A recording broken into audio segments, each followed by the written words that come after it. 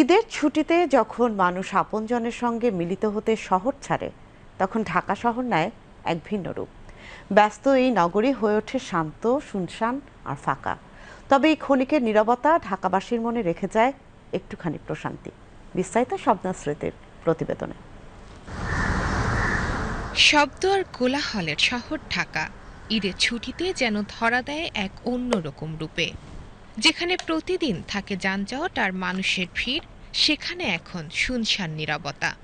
ফাঁকা রাস্তা, বন্ধ দোকানপাট আর মানুষের পায়ের ধ্বনি ছাড়া যেন আর কিছুই শোনা যায় না। যেহেতু ঈদ উল আজহা, কিছু লোক দেশে চলে যায়, কিছু লোক ঢাকায় থাকে, রোডঘাট একেবারে ফাঁকা থাকে, চলাচলে খুবই সুবিধা এবং এই কোলাহলটা খুবই ভালো এবং মানুষের হাঁটা চলা পরিবেশের জন্য খুবই কার্যকরী।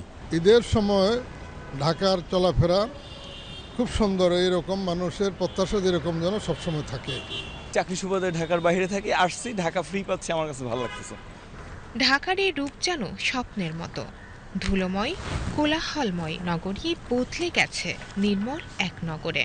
যারা ঈদে বাইরে যেতে পারেননি, তাদের জন্য এই শহর এখন এক নীরব কেন্দ্র। তবে সবার জন্য এই সময়টা একরকম নয়। একটা লোকজন নাই, যে বাড়ায় কেবল একটা ক্যাব মারছি আর খালি গাড়িলা ঘুরতেছি, কোনো লোকজন নাই। ফাঁকা থাউনটাও তো ভালো না, পরিপূর্ণটাই ভালো, কিন্তু ফাঁকাটা কি হারাদিন থাকতে পারে, হারাদিনে কি গাড়ি চালাইতাম আমরা, পরিপূর্ণ থাউনই ভালো। ঢাকা শহর তো সবার জন্যই ফাঁকার জন্য ভালোই, কিন্তু যারা ব্যবসাদার তাদের জন্য একটু মন্দ, কেন কাস্টমার নাই, বিক্রি করুন কার কাছে। চেনা শহরের অচেনা রূপে মুগ্ধ শহরবাসী।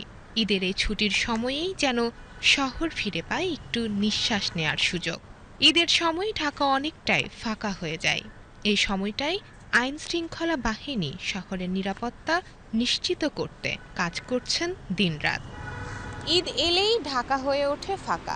ফাঁকা ঢাকার এই চিত্রই বলে দেয় কোলাহলের মাঝেও এক নীরবতা বিরাজ করছে এই শহরের ভাঁজে ভাঁজে। শবনম স্মৃতি, বিটিভি নিউজ, ঢাকা।